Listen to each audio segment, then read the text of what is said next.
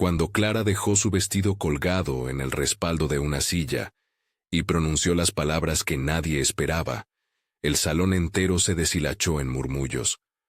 Un silencio pesado se clavó entre los manteles y los arreglos florales. No voy a casarme. La frase flotó, fría y corta, como si alguien la hubiese quitado de un libro y la hubiera dejado caer sobre la mesa. León estuvo un segundo sin moverse. Luego su rostro se tornó una máscara que no terminaba de romperse. Los ojos, la boca, esa tensión que se aferra cuando el cuerpo no sabe si gritar o fingir calma. No hubo gritos. Las bodas a veces mueren en silencio. Él tanteó la copa, la dejó a un lado y la voz cuando salió fue un corte. Te arrepentirás. Clara no sabía si tenía valor o miedo. Quizás las dos cosas. Había llegado hasta ese momento con las cosas a medias, un intercambio de sonrisas que se había vuelto costumbre, promesas que se habían vuelto peso. Había tenido noches en las que pensó en renunciar, en vestirse de otra manera, en no aparecer. Y ahora, con la mirada de la gente posada sobre ella como un jurado, pronunció aquello que la salvó y la condenó a la vez. Salió de la sala con una maleta pequeña, sin mirar atrás. El frío de la noche la golpeó como un recordatorio de que el afuera siempre es más simple que la promesa.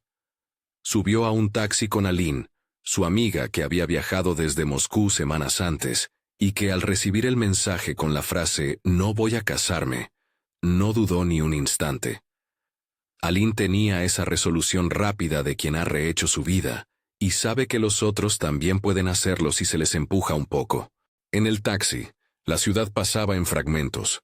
Luces, escaparates, el reflejo de un anillo olvidado en la taza del hotel. Clara mantuvo el teléfono apagado. Las notificaciones podían esperar. También las explicaciones. No quería llamadas que la atraparan en culpas prestadas. Quería, apenas, un movimiento en línea recta lejos de esa vida que le asfixiaba. León, por su parte, se quedó en la sala vacía. Alguien le ofreció palabras, brazos, complicidad. Él las desechó con una indiferencia que era, en realidad, dolor mal administrado. No rompió nada. La rabia no siempre busca la estridencia. Se sentó al borde de la mesa, miró el reloj. Las manos le temblaban apenas. Sus dedos encontraron el teléfono. Empezó a escribir. Borró. Escribió de nuevo. ¿Por qué? Le llegaron respuestas tibias de familiares, reproches de amigos, y la sensación creciente de haberse quedado solo en un paisaje que hasta ayer era la seguridad. Clara nunca había imaginado que la decisión tomaría ese matiz final. Había esperado dolor, llanto, un proceso largo.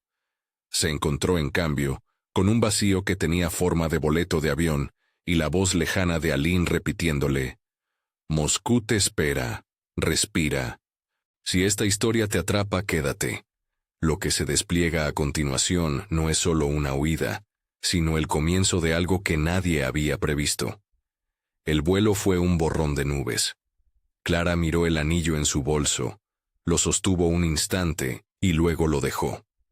No era heroica, era práctica. Había mandado mensajes a su madre, breves, medidos, y le había pedido privacidad. No quería convencer ni ser convencida. Quería desaparecer entre calles que no sabían su nombre. Moscú la recibió con un invierno que no perdona indecisiones. La ciudad, para quien llega desde un calor pegajoso y familiar, parece una fotografía con bordes afilados, edificios que se recortan, gente con abrigos, una distancia que obliga a ponerse dentro. Aline la esperaba en un apartamento pequeño, con plantas que luchaban contra la luz escasa y una tetera humeante. Aline era una mujer de voz clara, sonrisa que no se descomponía ni en las malas noticias. Había sido la amiga que, a distancia, celebraba pequeños logros y ahora abría las puertas a una exiliada.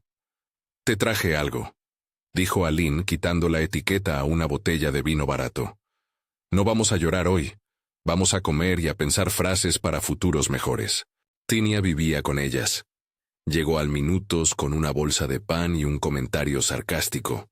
Tenía la costumbre de suavizar lo grave con lenguaje de comedia. Su risa era una manera de coser heridas con hilo barato. Se habló de camas, de empleos temporales, de cómo referenciar a Clara en un país que no la conocía. Había una ternura discreta en esa hospitalidad, un tipo de amor sin condiciones que Clara no supo aceptar al principio, pero que poco a poco fue haciéndose lugar. Los primeros días fueron de tareas prácticas: tramitar un número, mandar currículums, probar cafés que olían a miel amarga. Clara se inscribió en varias entrevistas. En casi todas, su inglés funcionaba y su historial parecía suficiente. Pero el verdadero trabajo fue sobre sí misma. Aprender a describirse sin arrepentimientos, sin denominarse por lo que había dejado. Aline la ayudaba a practicar respuestas, a recomponer la historia en presente. En una tarde gris, mientras Clara caminaba por un bulevar con hojas que se acumulaban como confeti seco, conoció a Sergio. Fue un choque de proximidad, una mesa compartida en una cafetería, un libro olvidado con una dedicatoria en portugués, una sonrisa que sonaba a familiaridad. Sergio tenía una forma despreocupada de mirar el mundo. Hablaba de música, de pequeñas escapadas, de cómo había llegado a la ciudad con una mochila hace años y nunca más se había ido. No era un hombre profundo en la superficie. Era, sin embargo, un espejo de la libertad que Clara había buscado. No todo lo que se deja atrás es pérdida, dijo él en mitad de una conversación. A veces se abre un mapa nuevo. Clara no buscaba romance, buscaba respiración. Pero la conversación con Sergio le dejó la sensación de que aún podía existir ternura sin promesas absolutas. Aline lo observó con esa mezcla de curiosidad y alarma propia de quien protege a una amiga recién despojadas de anclas. Tania, desde la cocina, espetó una broma que hizo reír a todos y transformó un rato en resistencia cotidiana. Mientras Clara tanteaba su nueva vida, algo se movía en su pasado que no quería quedar atrás. León, en la ciudad que había quedado ensimismada por el rechazo, comenzó a encontrar en su mano el gatillo de pequeñas venganzas. No fue un acto dramático la primera vez. Fue un hilo de mensajes que milagrosamente llegaron a conocidos. Una llamada a un negocio que antes había sido de Clara con un comentario inoportuno. León no había imaginado ser rencor. La sensación se le fue haciendo íntima, un músculo que aprendía a tensarse. Empezó a frecuentar lugares donde sabía que Clara había estado. Una cafetería que ya no sostenía su perfume. La tienda donde compraron las servilletas con el logo que ahora lucía sin sentido. Aislado en la casa que antes compartían, León se volvió nocturno. Cada notificación, cada like, era una herida que se abría. No había gritos, pero sí una introspección que se tornó amarga. ¿Qué clase de hombre se queda al otro lado de una decisión? Se preguntó si su rabia sería escuchada por el mundo. Si acaso ella sentiría el frío de la ausencia que dejó. Las respuestas no venían. En vez de eso, gestos pequeños, operativos, mensajes sin remitente dejados en el buzón, llamadas a amigos con preguntas que rondaban la culpa. Pero su caída no era lineal. La humillación se mezclaba con el orgullo. Había días en los que se miraba al espejo y no reconocía las piezas. La boda vacía, la mesa que ya no tenía sentido, las fotos que no podía quemar porque sentía que quemaba algo suyo. Así fue construyendo, sin darse cuenta, el principio de un camino que pronto sería oscuro. En Moscú, Clara siguió aceptando lo que la ciudad le ofrecía. Un anuncio llamó su atención. Se buscaba asistente para un consultorio privado. No era el trabajo soñado, pero pagaba y prometía algo de horario fijo. Aline le aconsejó intentar. Tania, con su cincelado optimismo, dijo: «Puedes hacerlo, eres Clara, siempre lo has sido». La entrevista fue en un edificio con escaleras que chirriaban. El consultorio pertenecía a Michel, un hombre de presencia controlada, de voz cálida y modales medidos. Era un psiquiatra conocido por su oratoria. Hablaba en conferencias sobre memoria, sobre cómo las historias que nos contamos configuran la forma en que vivimos. No era un charlatán. Tenía cierto prestigio en círculos intelectuales. Pero detrás de la sonrisa, había una ambigüedad que a Clara le resultó inmediata. Los ojos de Michelle parecían estudiar piezas y no personas. «Busca a alguien que sepa organizar, que tenga sentido de la discreción», dijo Michelle en la entrevista. «No necesito que seas terapeuta. Necesito a alguien que sostenga el ritmo». No dijo mucho más. Le ofreció una semana de prueba para ver si encajaba. En su despacho había libros uniformes, libretas con entradas pulcras, y una foto en blanco y negro de una mujer que sonreía desde la repisa. Su nombre, bordado con caligrafía apretada, era Iris. Michelle la mencionó de soslayo, como quien trae un accesorio del pasado. «Mi mujer», dijo, «se recupera, pero todavía le falta tiempo». No explicó el alcance de esa recuperación. Clara aceptó el trabajo por la lógica más elemental. Necesitaba ingresos, y trabajar en un consultorio le ofrecía algo de rutina. Además, había una curiosidad que no supo nombrar. La idea de que las palabras memoria y curación se utilizaran tan cerca del hogar la intrigaba. No era hasta entonces que pensó en la fragilidad de la memoria como terreno de disputa. ¿Quién decide qué recordar y qué olvidar? ¿Quién organiza los archivos de una vida? Los primeros días fueron de observación. Michelle hablaba con pacientes que llegaban con historias enredadas. En la puerta, Clara aprendió a recibir voces que entraban como oleadas. No escuchaba procedimientos, escuchaba metáforas, puertas que se abrían, carpetas que se ordenaban, recuerdos que volvían como cartas perdidas. Michelle usaba imágenes y, cuando hacía preguntas, lo hacía con la calma de quien sabe que el silencio también es respuesta. Iris apareció en una tarde invernal. Venía con un abrigo demasiado grande, la mirada a ratos perdida, a ratos intensa. Habló poco, se movía con cuidado, como si algunas partes de su historia estuviesen fuera de su alcance. Michelle, al presentarla, tuvo esa forma de protección que se muestra en gestos pequeños, la mano sobre la espalda, una explicación mínima. No dijo amnesia ni accidente. Usó palabras amables para no herir el velo de misterio. Clara, observando, sintió una mezcla de compasión y desasosiego. Pronto, la rutina empezó a mostrar pequeñas desalineaciones. Clara halló en el bolsillo de un abrigo una llave que no reconocía. La dejó en su bolso sin decir nada, con la sensación de que sería útil más adelante. Encontró también un recibo de una cafetería a las afueras con una hora en la que no recordaba haber estado. Pequeñas manchas de ausencia. Era demasiado pronto para asustarse. Demasiadas personas viven con huecos que no encajan y no por ello tienen un drama. Pero en el fondo, la suma de esos detalles le provocaba una inquietud que no supo nombrar. Mientras tanto, León se volvió más calculador. Empezó a buscar explicaciones que no llegaban.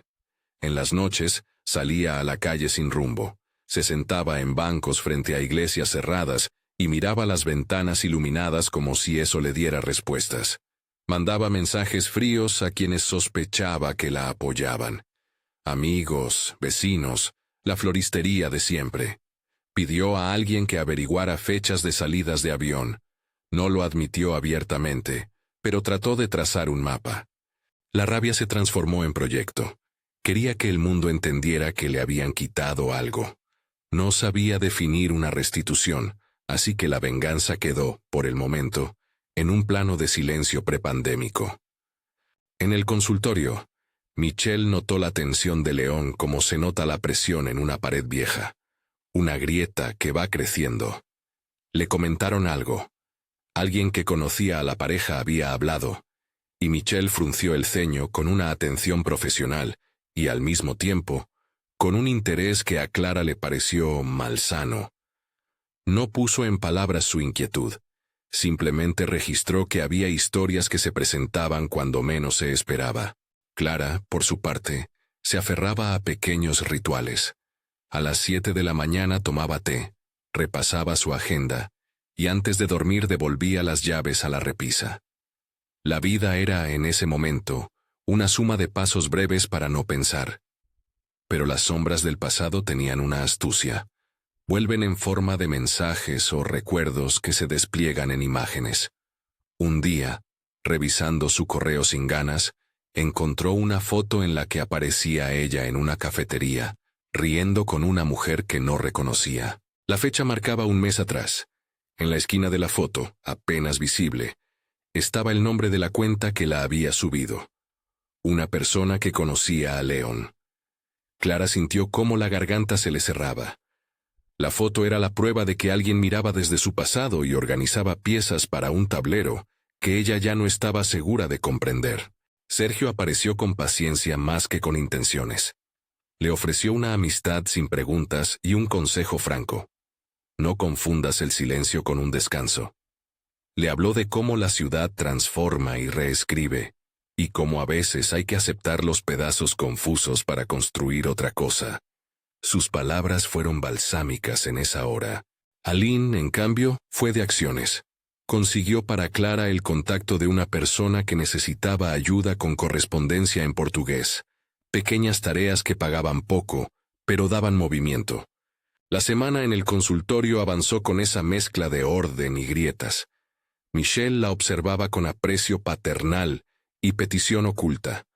Buscaba en Clara una calmada disposición para sostener cierto tipo de silencio. Le pidió discreción, le dio horarios, y en una nota casi casual, propuso que Clara asistiera a una sesión como observadora. No explicó el método, solo dijo que ver era la mejor forma de aprender. Hay cosas que no se dicen, anotó Michelle, se sienten.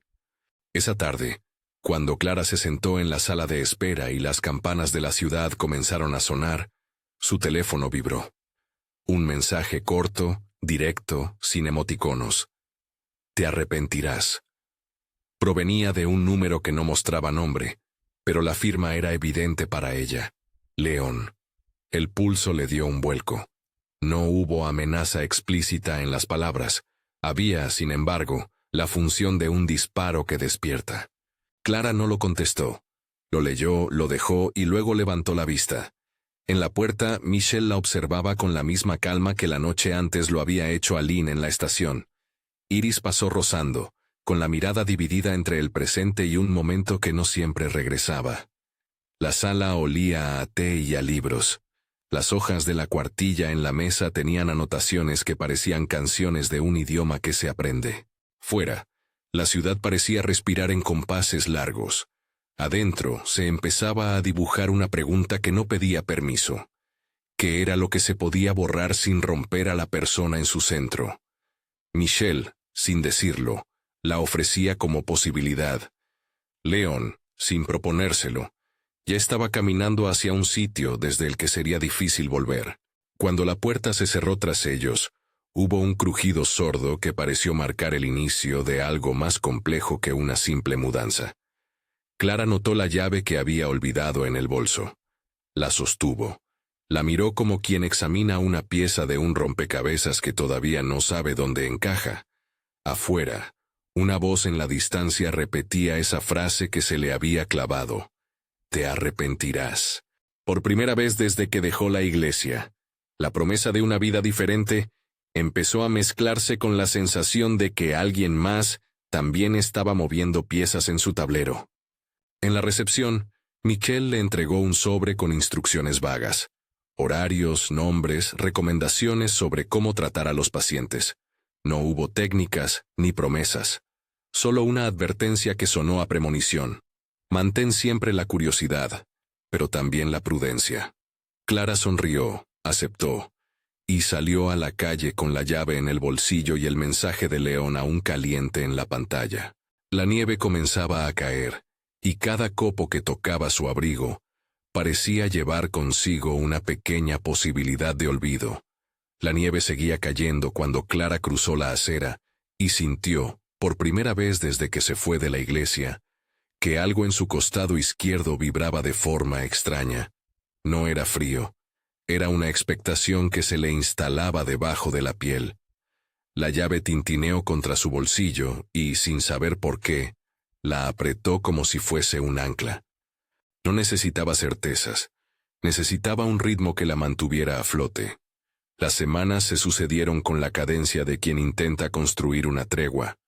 En el consultorio, las tardes se llenaban de voces que hablaban por piezas, recuerdos que llegaban como sobres con sellos rotos, pasajeros que pedían ser escuchados sin la urgencia de reparar. Michel ejercía su papel como un director de orquesta que midiera las entradas con la mano. Pausas infinitas, preguntas que rasgaban hasta el borde de la memoria, y luego la suave promesa de que todo podía ordenarse. Sus pacientes salían con el gesto cambiado, como si hubieran vuelto de un cuarto oscuro con un mapa nuevo. Clara, que inicialmente fue observadora, fue convocada una tarde para quedarse hasta más tarde y ayudar con unos papeles que Mitchell decía que había que poner en orden. Sus tareas no eran técnicas: organizar fichas, preparar té, anotar horarios. Había también pequeños encargos que le parecieron extraños: revisar correspondencia marcada con nombres que no le sonaban, recoger bolsas de ropa en la calle para la señora Iris. En esos paseos, Clara llegó a notar que la gente miraba el edificio con una mezcla de respeto y distancia. Quienes tocaban la puerta lo hacían como quien entra a una sala privada, donde nadie fuera del círculo debía quedarse. El primer recuerdo perdido de Clara fue breve y no sangraba. Una tarde en la que recordaba haberse levantado para ir a casa y, de pronto, encontrarse con la sensación de haber regresado sin memoria del tramo. Tenía las manos frías y un sobre en la repisa que no recordaba haber abierto. Dentro, una foto. Era una imagen de ella en la orilla de un río, riendo, el pelo suelto, en un día que no reconocía. En el reverso había una palabra escrita con trazos firmes: renovar. Sin fecha. Sin firma. Un mensaje que, por lo inexplicable, le pareció enigmático y, a la vez, tranquilizador. Mientras tanto, la vida de León se volvía una serie de pequeños rituales: mapas dibujados en cuadernos, nombres que eran pistas, rastros de gente que había sabido de Clara. Sus noches sin sueño se llenaron de búsquedas, sus días de una distancia que crecía. No era solo la vergüenza o el desafío de ver su pasado convertido en un acto público. Había algo que le punzaba con peculiar intensidad: la sensación de que aquello no podía quedar así, que debía hacer algo para que la narración se volviera suya de nuevo. Esa necesidad lo empujó a un plan que comenzó con llamadas a quienes tenían dinero, contactos y paciencia, para hacer lo que él no sabía hacer solo. En Moscú, los mensajes de León llegaban cada tanto. No solo te arrepentirás, sino mensajes que intentaban recomponer la conversación, promesas de diálogo, palabras que a Clara le parecían punzantes y, a veces, como una marea antigua, promesas de regresar y arreglarlo todo. Ella los guardaba sin responder, los dejaba sobre la mesa del cuarto y los volvía a leer como quien examina una cicatriz para ver si se está cerrando.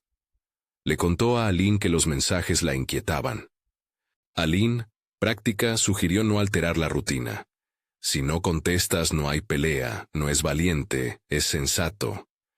Pero León, en su aislamiento, no buscaba paz, buscaba una señal. Y cuando las señales no venían, las fabricaba. Pues la venganza, en su caso, no fue una explosión pública sino un trabajo de detalle. Empezó a hacer llamados anónimos, a enviar correos con preguntas incómodas, a colocar en las redes fotos de aquella noche que Clara había dejado atrás.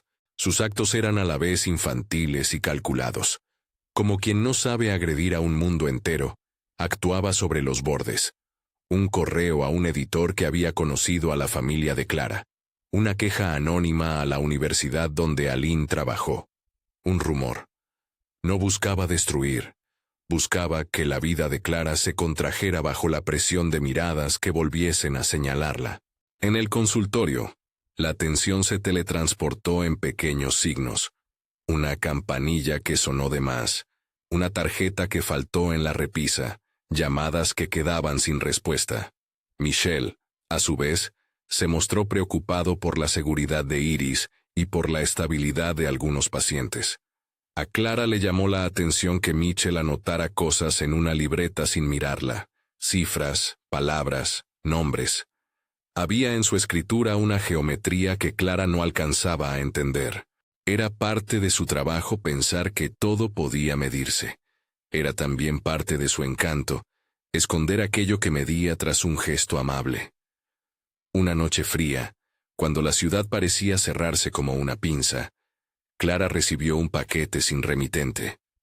Dentro, una libreta con cubiertas gastadas. Quien la había enviado no dejó notas, solo un número de teléfono y una frase. Si quieres recordar con precisión, escucha. No había instructivo ni amenaza explícita. Había, sin embargo, la sensación de que alguien le ofrecía un umbral. Clara no llamó. Guardó la libreta en un cajón con objetos que no quería ver, pero la existencia de ese sobre hizo que la duda creciera. ¿Qué se recuerda por propia madera y qué se recuerda porque alguien la ha dispuesto así? ¿Hasta qué punto la propia voluntad era un archivo que podía abrirse y reordenarse? Las preguntas eran molestas por lo escindido que resultaban. No había forma de comprobar la línea. Michelle hablaba en público de la narrativa personal como si fuese un tapiz que a veces se arruga y necesita un plan de planchado. Su discurso, en principio poético, empezó a verse para Clara como un manual con huecos. El deterioro de León no fue rápido, pero sí inexorable. Cuando ya no bastaban mensajes y llamadas, cambió el tono y la dirección. Sacó pasajes, cruzó fronteras. Llegó a Moscú con la barba más larga, una mirada endurecida por la falta de sueño y la ropa desajustada por la ansiedad. Apareció sin avisar en el edificio donde vivían Aline y Tania. Tocó la puerta como quien llega con una excusa que no tiene. En la entrada, Aline lo dejó hablar solo la mitad de la verdad. León protestó. Pidió ver a Clara. Exigió explicaciones. Aline pidió distancia. No es el lugar para esto, dijo con firmeza. Tania, que no conocía la historia más allá de la mesa compartida, miró con desconfianza a León y preguntó por sus papeles. Clara, que en ese momento no esperaba visitas, lo recibió por compasión más que por voluntad. La escena fue breve. León dijo, «Necesito hablar». Clara respondió que no era el momento, que no podía manejarlo. Él, en su desesperación, le pidió al menos una prueba. «Dime que te fuiste libre». Esa frase, que para muchos sería una afirmación de corte y libertad, fue para León una cuchillada. Ella habló con cuidado. «Me fui porque ya no era la mujer que prometí ser». No fue una confesión diseñada para herir. Fue la verdad de un respiro. León no la escuchó como tal. La tensión escaló hasta que finalmente salió de la casa sin un grito, pero con algo en la mirada que parecía haber quebrado una cuerda. Esa misma noche, León se acercó al consultorio de Michelle. No fue a pedir misericordia ni a negociar. Fue a buscar explicaciones. Quería pruebas. La idea en su mente era elemental y dolorosa. Si Clara había sido transformada por alguien ajeno a su voluntad, debía saberlo. Si se había ido por su propia mano, debía verlo y aceptarlo. Pero cuando intentó entrar, fue descubierto por el guardia nocturno, y en la confusión, rompió una cerradura. En el interior encontró lo que esperaba y lo que no. Papeles, apuntes, fotografías, grabaciones. Todo disuelto en esa mezcla que solo los predadores de secretos guardan. Nombres de pacientes que se cruzaban con fechas y pagos, cifras que parecían facturas, y una carpeta con la palabra Iris en la tapa. León no necesitó leer en orden. La desesperación le enseñó a juntar las piezas a su manera. Hubo en uno de los archivadores una memoria externa con archivos de audio. En un impulso, conectó una memoria al primer dispositivo que encontró y comenzó a reproducir sin saber lo que oía. Era la voz de Michelle, pausada, midiendo palabras como quien mide la temperatura de una sala. En la grabación, Michelle hablaba de protocolos, de alineaciones, de la necesidad de crear un ambiente propicio para que la narrativa anterior se cerrara. No usaba términos clínicos, pero sí se delataba. Pensaba en la memoria como un material moldeable. Liado en esa maleza de frases, Leon oyó su apellido en la voz, y una mención a la muchacha que se fue de la boda.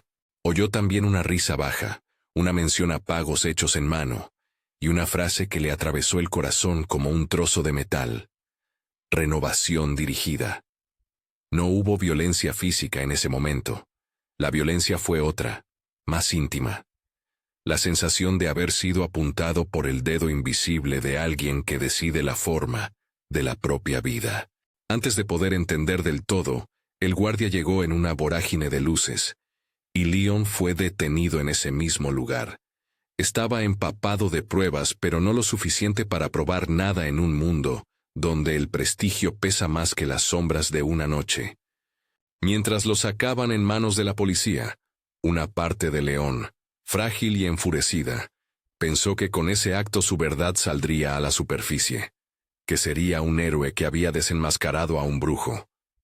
Pero la justicia no siempre cree en las noches de locura. Algunas veces la convierte en delito. Lo sacaron esposado, con el rostro a la intemperie, y en su pecho se hundió la certeza de que había traspasado la línea. Su camino ya no tenía retorno. Las redes reaccionaron como bocas que no preguntan. Una fotografía de la entrada forzada, un comentario de vengador y otro de delincuente. Michelle apareció a los medios con una calma estudiada, y con la eficiencia de un hombre que maneja espejos, presentó como pruebas los reportes de la policía. Violencia, intento de intrusión. Se mostró preocupado por la seguridad de sus pacientes. Habló de fragilidad y de la necesidad de compasión. La mirada pública se inclinó de forma instintiva hacia la figura limpia y erguida, que ofrecía explicaciones. La técnica del prestigio funcionó. León quedó frenado, aislado, y en apariencia, derrotado. Pero las piezas que él había descubierto no desaparecieron con su arresto. Algún fragmento con vida propia llegó a manos de un periodista de investigación, que no se conformó con la versión oficial. Ese periodista, movido por la posibilidad de un secreto mayor, comenzó a tirar el hilo que Leon había soltado sin querer. Encontró facturas con nombres de hospitales privados, fechas que coincidían con desapariciones temporales, transferencias bancarias que no se correspondían con servicios declarados, y entrevistas cruzadas que daban lugar a sospechas más que a certezas. Poco a poco, la atención que Michelle había tenido como escudo empezó a mostrar pequeñas fisuras. En medio de ese tumulto, Iris reapareció de forma inesperada. No fue un regreso dramático, fue una visita a la prensa con una serenidad que confundió a muchos. Iris habló de confusión, de periodos vacíos, y de una sensación de no pertenencia que la acompañaba desde que supuestamente había sufrido un accidente. Su discurso fue comedido. No acusó, no mencionó a Mitchell como culpable. Habló de recuperación y de la fragilidad del recuerdo. Pero hubo algo en sus palabras que no encajaba con la imagen de víctima que muchos tenían. Una seguridad subterránea en sus silencios, como si algo hubiera sido deliberadamente colocado en su interior, y ella supiera sin decirlo, que no todo estaba perdido. Clara observó esa comparecencia por la televisión, con el estómago hecho un nudo. Entre las noticias, la atención pública oscilaba entre simpatía por León y preocupación por la ética de la práctica de Michelle. En la pantalla, Michelle habló de la necesidad de marcos legales. La memoria es un territorio que hay que proteger, no una tecnología que cualquiera puede usar. Sus palabras, llenas de bipartidismo moral, buscaron colocar límites hasta donde no convenían. No dijo, sin embargo, lo que algunos papeles insinuaban. Había clientes con nombres, contratos con términos vagos y cláusulas que hablaban de consentimiento firmado bajo circunstancias que hoy podían leerse como coacción. Clara empezó a percibir que su propia experiencia era una pieza más en un contexto mayor. Algo en su pecho le advirtió que debía retroceder con cautela. No era cuestión solo de justicia, sino de no dejarse convertir en otra confirmación de que la vida puede ser manipulada por manos ajenas. Por eso, cuando la periodista ofreció a quien supiera algo la posibilidad de enviar información anónima, Clara decidió que merece al menos la verdad para sí misma. No quería ser arma ni víctima. Quería entender qué había pasado con su nombre. Así, en un acto que mezcló prudencia y coraje, envió por correo una copia de la libreta que había recibido, una foto de la llave que había encontrado y la carta sin remitente. Lo hizo bajo seudónimo. No buscó fama ni seguridad, buscó respuestas. La periodista, atenta, empezó a encajar piezas que no eran apenas rumores, un conjunto de transferencias, una red de pacientes que se solapaban en fechas, la presencia de una figura que movía hilos económicos y sociales detrás de un discurso respetable. El calor de la investigación fue, lenta pero constante, ablandando la armadura de Michelle. Se filtraron documentos, listas de clientes etiquetadas con términos eufemísticos, facturas que coincidían con movimientos de capital de cuentas vinculadas a empresas de consultoría, y en uno de los archivos, una hoja escaneada con la palabra «renovar» en la parte superior. Había varias fotos, Iris con el mismo gesto, pero en diferentes años, como si el tiempo se hubiese repetido con variantes. Entre los papeles, una nota a mano. En la caligrafía rígida de Michelle decía: consentimiento reorganizado, evitar testigos. Cuando la verdad empieza a salir, lo hace en hilos que se enredan y golpean a todos. Michelle, presionado, intentó defenderse con su habitual aplomo. Contratar abogados, negar irregularidades, hablar de malentendidos burocráticos. Pero la prensa seguía hurgando. Algunos testimonios surgieron con nombres que antes no se atrevían a hablar, y en la sala de emergencias de un hospital, una enfermera recordó haber visto a Iris con una libreta y entrar en un vehículo que no correspondía a su familia. El efecto en Leon fue devastador. Su descenso, la línea que lo había llevado a romper una puerta nocturna, lo había puesto en la orilla del abismo. Su acción fue el detonante para que otros miraran. Pero también pesaba sobre su espalda la condena por acción violenta. Fue arrestado y procesado por daños y allanamiento. La narrativa pública lo pintó, por momentos, como verdugo, por otros, como soplo de la verdad. En los juicios mediáticos, la coherencia es precaria. Clara, por su parte, no quería protagonismos. Su búsqueda era de algo más íntimo, recuperar piezas de sí misma que fueran incuestionables. Con la ayuda de Sergio y Aline, fue a la antigua casa donde todo había empezado, la casa que Leon había compartido con ella. Recorrió las habitaciones con la sensación de entrar en el final de una novela que no quería leer. En una caja que había dejado sin sellar, encontró un sobre con una nota sucia. No lo olvides todo. No te dejes dirigir.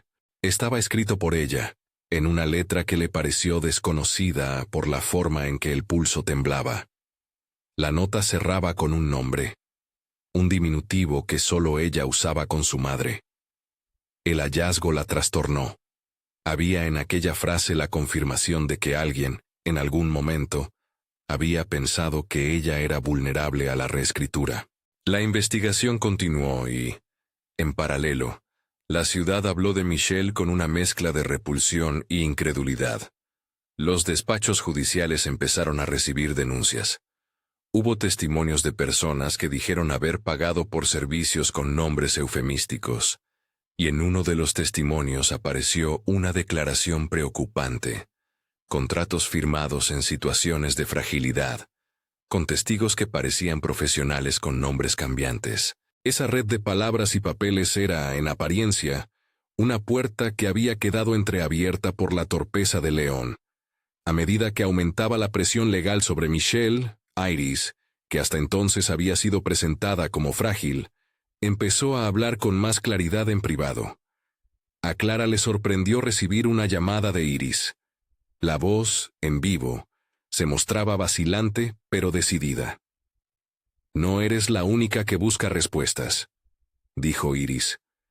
«Hay cosas que no se me han contado del todo. La conversación fue corta y cuidadosamente medida. Iris habló de flashes, de fechas que no concordaban, de fotos que se repetían como si alguien hubiese hecho copias de un original para reponerlo. No acusó directamente, pero dejó la puerta abierta. Nos vemos si quieres. Lo que ofrecía no era un abrazo, sino una alianza frágil. Dos mujeres que, de un modo u otro, habían sido piezas en una maquinaria. Los encuentros siguieron. Iris, por momentos, parecía confundida por el curso de su propia historia. Por otros, articulaba cosas con una lucidez que inquietaba. Hubo un día en que Iris llevó una carpeta con papeles que decía no recordar haber firmado. En letras pequeñas se veían cláusulas que hablaban de consentimiento firmado en episodios de sufrimiento emocional, con el nombre de Michelle como responsable.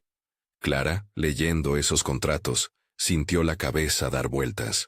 No había pruebas irrefutables de que alguien hubiese borrado voluntades. Había, en cambio, indicios suficientes para pensar que lo que había ocurrido era, cuando menos, ética dudosa. Mientras las piezas se confrontaban en los juzgados y en cámaras de televisión, León estaba en prisión preventiva, acusado de daños. Su paso por la cárcel lo fue comiendo en silencio. Desde allí, intentó comunicarse con Clara a través de cartas que no siempre le llegaban. En ellas contaba fragmentos de su investigación y también confesiones amargas. Había sentido el agujero de la pérdida transformarse en una obsesión que lo consumía. No pidió perdón, pidió que se conociera la verdad. Su tono a ratos oscilaba entre la pureza de un detective desbordado y la desesperación de un hombre que no supo sostener su propio dolor. La situación alcanzó un punto de quiebre cuando se filtró un audio en el que Michelle, en una conversación privada con alguien cuyo nombre no aparecía, hablaba sin tapujos. No es necesario borrar nada si puedes reescribir la voluntad. Esa frase, caída en la noche mediática, resonó con fuerza. La idea de que una vida pudiera ser reescrita por manos externas activó todo tipo de respuestas.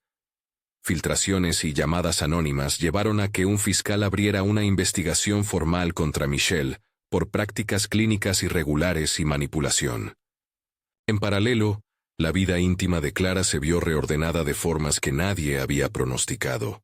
Algunas de sus lagunas empezaron a reducirse. Pequeñas escenas recuperadas, la sensación de que un recuerdo no era nada más que una pieza del rompecabezas. Pero junto con esas recuperaciones, llegaron dudas más hondas. ¿Cuánto de su decisión había sido suya? Había en el pasado una versión de ella que, tal vez, fue aliviada de un peso por decisión propia y no por intervención externa. Estas interrogantes la golpearon con ferocidad. No quería absoluciones ni culpables. Quería entender si su identidad era un hilo recto o una costura. Uno de los elementos que cambió la balanza fue un testimonio inesperado. El de una exayudante que había trabajado con Michelle años atrás y que se presentó con la promesa de contar lo que sabía. En un auditorio repleto de periodistas, relató sobre sesiones en las que algunos pacientes eran tratados con técnicas no convencionales y que, en ocasiones, salían con lagunas. Dijo también algo más perturbador, que existía una lista de control que Michelle mantenía para asegurar que ciertos cambios fueran estables. No ofreció detalles técnicos. Habló de gestos y de seguimiento como quien describe rituales. Sus palabras fueron un fósforo en una caja húmeda. Encendieron sospechas que ya ardían. Con esa luz, la fiscalía solicitó registros bancarios y correspondencia. Los abogados de Michelle intentaron contener el fuego defendiendo la legalidad de sus prácticas y alegando que los consentimientos eran válidos. Pero en una era donde la transparencia puede ser a la vez espada y escudo, las omisiones pesan más que las declaraciones. Las transferencias a cuentas de empresas de fachada, algunos contratos ambiguos y testimonios de personas que se decían manipuladas, empezaron a construir una narrativa que nadie podía desechar con facilidad. León, desde la cárcel, observó cómo el mundo cambiaba sin él. Su camino oscuro había empezado por el rechazo, y terminaba por convertirse en una pieza central del escándalo que él mismo había intentado exponer. Su caída quedó plasmada en la prensa, el novio que rompió puertas para reclamar su porción de verdad. La sociedad debatía si era un criminal o un héroe. Para Clara, la respuesta era más compleja. Era un hombre que había perdido su brújula y la buscó a puñetazos. El clímax llegó un día de marzo, cuando la sala de audiencias estaba colmada, y la fiscalía presentó evidencias que, juntas, parecían señalar una maquinaria sistémica. Contratos con cláusulas vagas, pagos por servicios de rehabilitación, que no se correspondían con la documentación de instituciones oficiales, y registros de pacientes con caídas temporales de memoria que no encajaban en casualidades. Michelle, en la sala, tenía el gesto de quien nunca ha permitido que su máscara se caiga. Sin embargo, hubo en su rostro un signo de inquietud cuando escuchó a Iris declarar que tenía recuerdos que se le venían como capas, y cuando una testigo especialista en ética médica habló de peligros reales en la práctica de cambiar narrativas sin una supervisión regulatoria. Era la primera vez que Clara aceptaba entrar como testigo. No fue para acusar con veneno, sino para describir con crudeza su experiencia. Los huecos que aparecieron después de ciertas sesiones, el sentimiento de calma que le había dado esa primera renovación, y cómo a la larga, la sensación de calma se convirtió en un vacío que no supo llenar sola. Contó con voz firme que había sentido que alguien le ofreció una salida, y que quizás había aceptado sin medir las consecuencias. Su testimonio no era un veredicto. Era la confesión de una mujer que necesitaba nombrar su propio proceso. En la sala, algunos miraban con lástima, otros con incredulidad. La prensa golpeó duramente a Michelle por la falta de claridad y por la ambigüedad moral de su práctica. Las consecuencias llegaron rápido. Investigaciones más amplias, la suspensión temporal de su licencia y la apertura de un debate público sobre los límites de la intervención en la memoria. En el breve lapso entre la caída acusatoria y la defensa de los abogados, el mundo convirtió lo que fue un procedimiento clínico discutible en un escándalo ético. Leon, sin embargo, no fue absuelto por la verdad revelada. El tribunal lo encontró culpable de allanamiento y daños, en un veredicto que no absolvió su intención de denunciar pero sí su método. Fue condenado a una pena que incluía tratamiento psicológico, servicio comunitario, y la prohibición de acercarse al consultorio o a cualquier persona involucrada. La justicia, en su papel, estableció un equilibrio. Sancionó la ilegalidad, pero abrió la puerta a que la investigación siguiera su curso sobre el posible comportamiento irregular de Michelle. La caída de León fue, en el imaginario, el desenlace del camino oscuro que había tomado tras el rechazo. No se le rindió homenaje, se le ofreció más bien la imagen triste de un hombre que perdió su norte y escogió la sombra como respuesta. No hubo héroe en su final, hubo ruina y consecuencias legales, pero la verdad, en tanto que concepto plural, se fue filtrando y provocó cambios. Clara, después del juicio, no pudo regresar de inmediato a una vida simple. Había algo en su interior que pedía reconstrucción lenta. Dejó el trabajo en el consultorio y empezó a colaborar con organizaciones que trabajaban con víctimas de prácticas clínicas dudosas. Ayudaba a quien venía con recuerdos partidos, con piezas rotas que necesitaban ser pegadas con cuidado. No buscaba venganza. Buscaba que nadie más fuera tratado como un experimento sin consentimiento. Iris, en paralelo, apareció con menos fragilidad y más determinación. Se involucró en las denuncias y ofreció su testimonio, que fue clave para que muchos procesos se abrieran. El desenlace inesperado que cerró la historia no fue un acto único, sino una combinación de pequeñas verdades que, juntas, cambiaron el mapa. En una caja que apareció entre los archivos incautados al final del proceso, se encontró un sobre con correspondencia entre Michelle y una red de consultores. En esas cartas, la palabra renovar aparecía como un código para operaciones que debían ser discretas y de valor añadido. Había firmas y pagos que vinculaban a clientes ricos con la idea de retiros, que no siempre tenían supervisión externa. Esa prueba no era, por sí sola, una orden de culpabilidad. Era, sin embargo, suficiente para que las agencias regulatorias revisaran protocolos y para que se desatase un debate público sobre la práctica de cobrar por borrar o reescribir memorias. En la última escena que envolvió la historia, Clara fue a visitar a León. No fue para buscar reconciliación romántica. Fue para cerrar un capítulo humano que pertenecía a ambos. Lo encontró más delgado, con la mirada tranquila y los gestos más contenidos. Sentados en una sala de visitas, hablaron sin aspavientos. León, con voz baja, dijo: «Nunca quise que esto terminara así».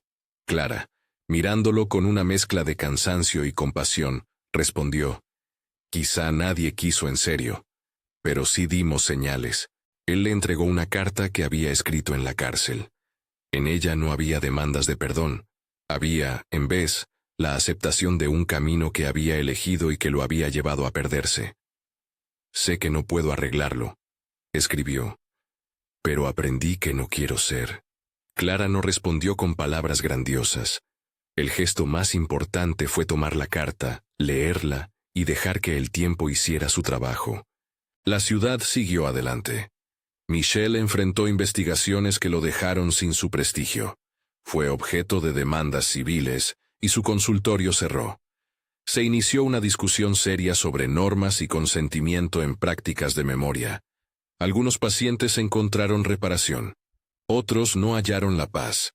Iris se distanció de Michel y con el tiempo demandó que se investigara la forma en que se habían llevado a cabo ciertas prácticas en su entorno. Su figura, que al principio parecía solo un objeto de lástima, terminó por ser un personaje complejo. No víctima dócil ni cómplice evidente, sino alguien que, por su posición, tenía la capacidad de hacer que muchas verdades salieran a la luz. Clara, al final, no recuperó todas las piezas. No regresó a la novia que alguna vez fue, ni deseó hacerlo. Encontró, sin embargo, la tranquilidad en la reconstrucción diaria. Cocinar, caminar con Sergio, tomar té con Aline y reír de cosas pequeñas. Empezó a escribir de nuevo, no con la intención de reparar el pasado, sino de nombrar lo que había pasado, para que otros pudieran leer y quizás evitar las trampas de la complacencia. Su historia se volvió un testimonio no de victimización, sino de advertencia. Que la memoria es un territorio que merece leyes, cuidado y, sobre todo, respeto.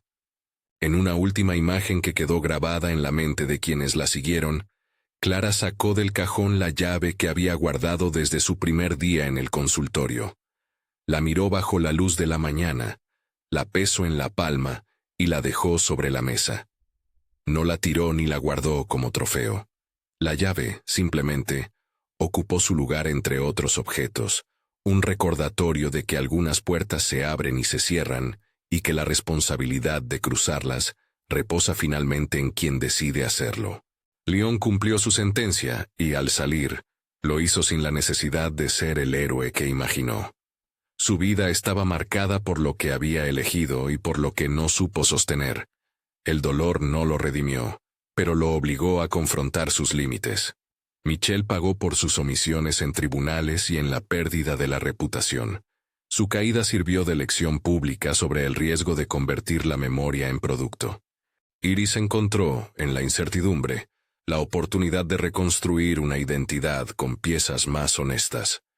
Y Clara, que había sido la brújula de esta historia, terminó por aceptar que el final inesperado no era ni una venganza ni una catarsis divina, sino la consecuencia de un entramado humano. Decisiones, errores, abusos de poder y, en medio de todo, la posibilidad de reparación lenta y cotidiana. Si algo queda claro es que el rechazo fue la chispa que encendió un fuego que nadie planeó. El novio tomó un camino oscuro, pero ese camino, por oscuro que fuera, desveló una trama que de otro modo hubiera quedado oculta.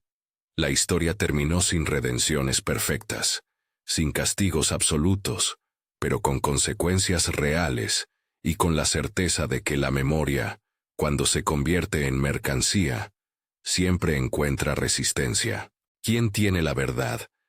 ¿Qué parte de nuestras decisiones pertenece únicamente a nosotros? Deja tu teoría en los comentarios y suscríbete si quieres más historias donde la memoria y el deseo se encuentran en los bordes de lo ético.